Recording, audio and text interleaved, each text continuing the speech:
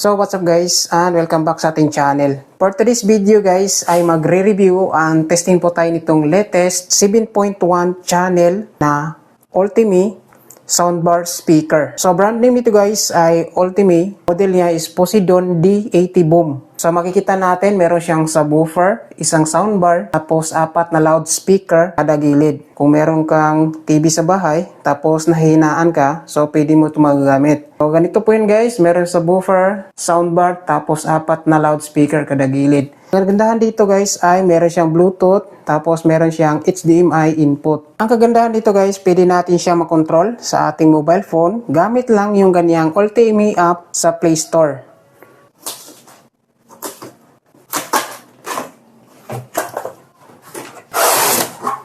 Inside the box mga guys, so ito yung kanyang mga previous na mga accessories, papakita natin.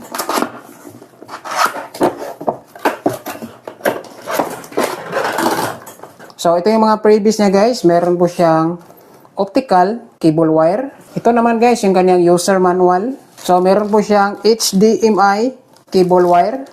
Nandito na rin guys yung kanyang power supply, mga accessories kung sakaling ikabit natin sa ating wall ng bahay. Nandito na rin guys yung kanyang pinaka remote control. Meron po siyang RCE wire, AC cord para sa kuryente or supply natin, RCE wire. 4 na RCE na to guys ay magagamit natin siya lahat. Ito yung gagamitin natin sa front surround. So meron po siyang 3 meters. Rear surround. So meron po siyang 6 meters. Rear surround. So meron po siyang 6 meter. Sa front surround, so meron po siyang 3 meters. So, matataas yung mga kanyang cable wire na RCA. So, ito guys, lalagay muna natin dito yung kanyang mga pinaka-speaker.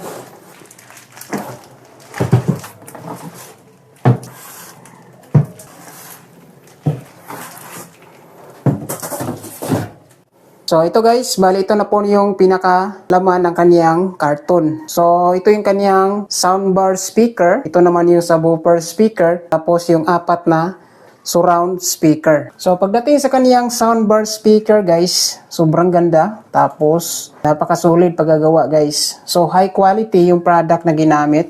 Dito sa front panel niya guys, meron po siyang makapal na screen. Kada gilid guys ay naka-curve na po siya. So nandito na rin guys yung kaniyang brand, Ultimi. Tapos may nakasulat dito na Dolby Atmos HDMI.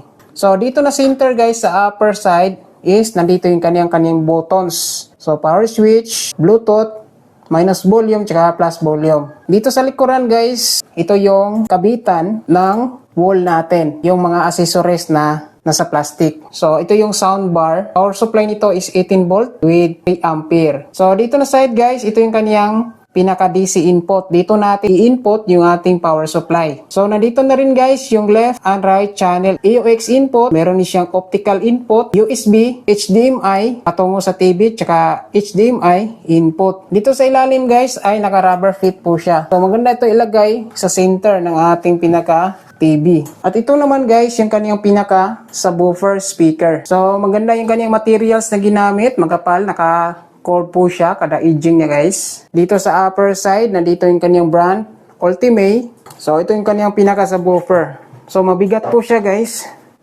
So, makikita natin guys, dito sa kaniyang pinakalikuran is, nandito yung kaniyang pinaka power switch. Nandito rin guys yung kanyang pinaka AC input direct na sa kuryente. Nandito na rin guys yung kanyang surround left and surround right para sa speaker. Tapos may nakalagay dito guys na active subwoofer. So nandito guys, nandito sa loob yung kanyang pinaka amplifier. So yung kanyang power supply niya guys ay pwede siya sa 100 hanggang 240 volts. Safe na safe kung gagamitin natin siya dito sa ating kuryente. Sa ilalim naman guys, nandito yung kanyang pinaka loudspeaker na subwoofer. So napakaganda guys yung kanyang subwoofer. Oh. Nandito rin yung kanyang rubber fit para hindi masira yung ating speaker kapag ilagay natin sa lagayan. So nandito na rin guys yung kanyang pinaka breather ng mismong box. At ito naman guys yung mga surround speaker niya. So pagdating sa kanyang pinaka box, Sobrang ganda guys, malinis pagkagawa tapos makapal yung screen. So naka-core po siya, tapos sa itaas yung kaniyang pinaka-brand na Ultimate. Dito sa ilalim guys ay naka-rubber fit po siya. Tapos sa back portion niya guys ay nandito yung kaniyang pinaka-input. So dito natin kakabit yung RC wire patungo sa ating subwoofer. So ito guys yung kaniyang kabitan ng wall natin. Tapos yung kaniyang driver is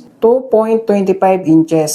So ngayon guys ay isi-set up natin galing sa buffer patungo dito sa kaniyang soundbar speaker. Tapos patungo na rin guys dito sa kaniyang pinaka surround speakers. So dito muna tayo guys, mauna sa AC input. So ito yung gagamitin natin guys. So AC cable. Input natin dyan. So sunod naman natin yung kaniyang pinaka RCA dito. So dito sa active subwoofer guys, yung gagamitin natin na RCA wire is itong mataas na kable. So dalawa po ito. Yan guys. Pula at saka puti. So ito, pula. Okay lang ito magkabaliktad guys, itong dulo. Basta dyan po sila nakakabit. Pula.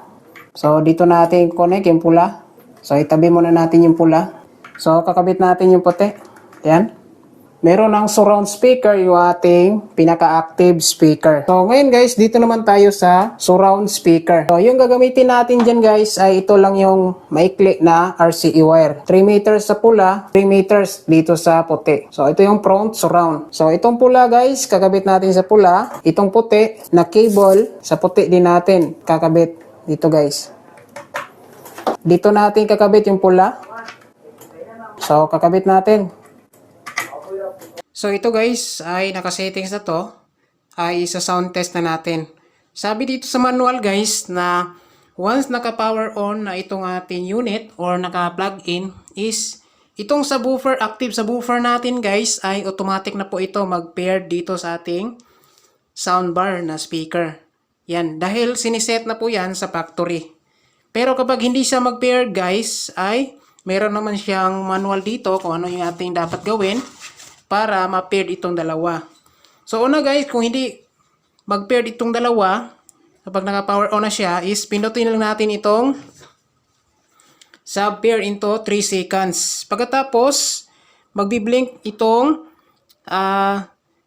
sub dito guys. Meron tayong makikitang sub dito na magbi-blink. Tapos, pindutin din natin 5 seconds itong standby switch dito sa likod into 5 seconds hanggang mag-steady na po yung kaniyang display dito na sub. Ayan. Pero dito guys ay naka-automatic na po ito, naka-paired.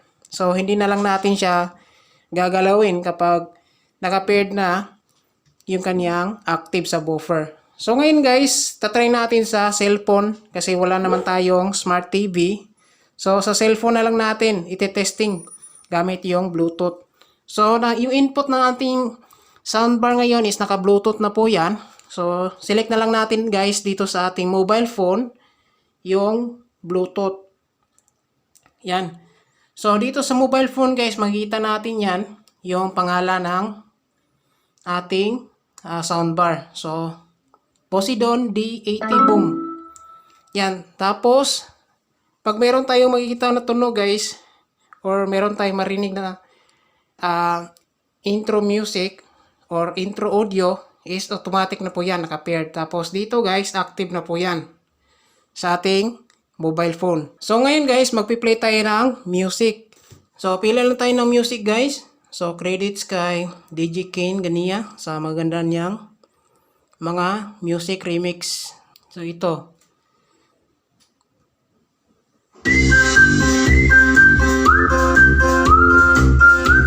Rinig natin guys na tumutunog na itong subwoofer niya. Yan. Yan guys.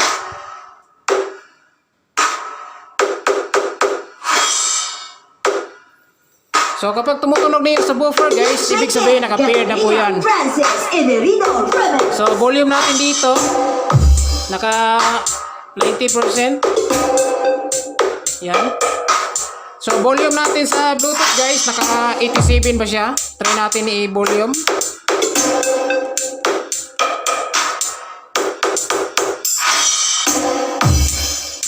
So 100 yung pinaka maximum na volume niya guys, 100.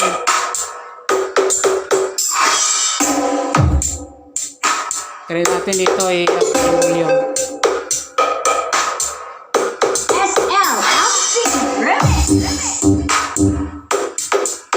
So malakas talaga siya guys. Tsaka maganda yung kaniyang quality.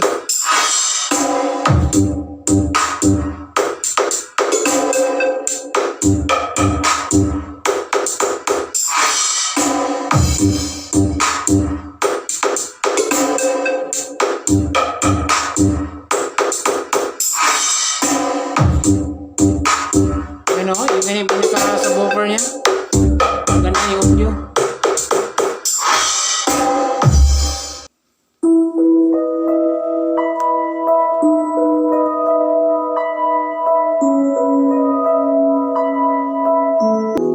Oceans apart, day after day, and I slowly go insane.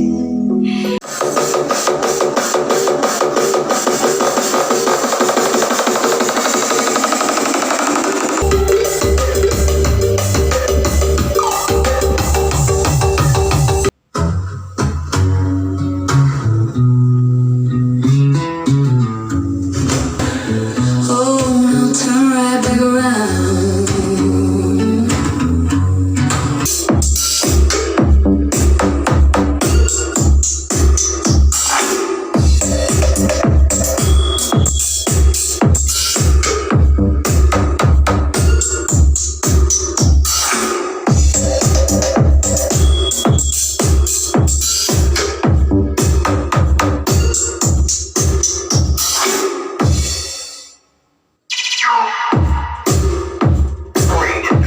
So maganda yung audio niya guys.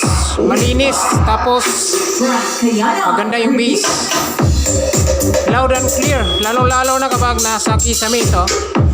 Sobrang ganda yung tunog nito guys. Yan.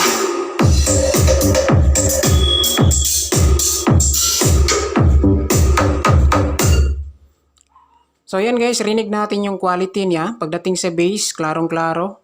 Yung vocal, napakaganda. So loud and clear po siya guys, yung kanyang pinaka-audio. Ayan. So lalong gaganda pa to guys kapag itong mga surround speaker natin is nakalagay sa kisame, no? Yan. So para ka talagang nasa theater or sine yung audio. So try naman natin guys yung movie, yung audio, music lang. Audio, yung mga movies. Parinig natin. Kasi naparinig na natin sa inyo yung music. So try naman natin sa movies. Ayan o, ganda ng tunog guys. Yung pinaka-audio. Klarong-klaro talaga yung beat.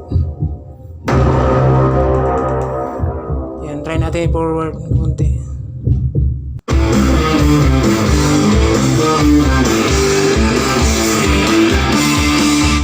So ayan guys, napakaganda itong unit na to. So goods po siya sa pambahay.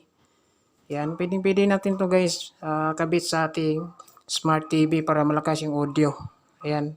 So sa mga nagtatanong guys kung saan natin to pwede mabili, available po to guys sa Shopee.